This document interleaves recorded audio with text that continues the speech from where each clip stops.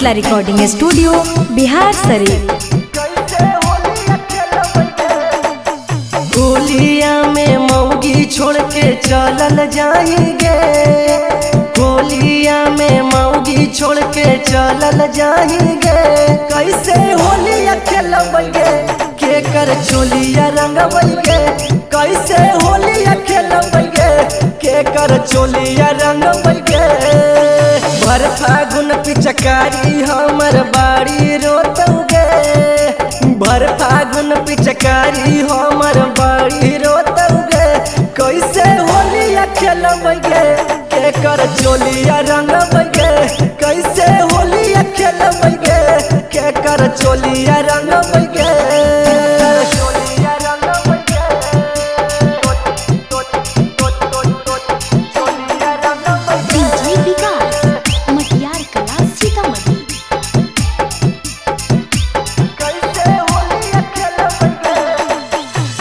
कहो हनी मौगी छोड़ के नहीं जाइबौ होलिया में, राजा जी लगई है रंग खूबे हमर चोलिया में।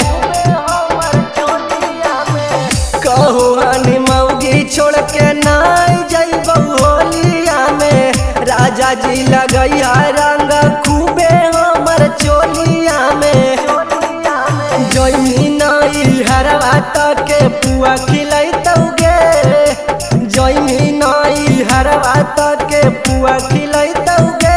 कैसे होलिया खेलबगे के कर चोलिया रंगबगे, कैसे होलिया खेलबगे के कर चोलिया रंगबगे।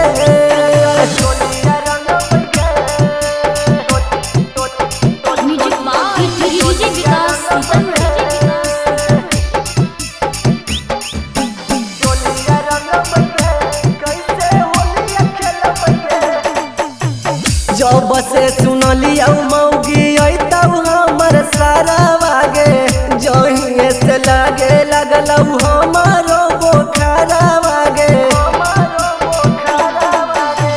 जब से सुनलिया मौगी अतौ हमर सारा वागे, जहिए से लागे लगलौ हमारो बोखारा वागे।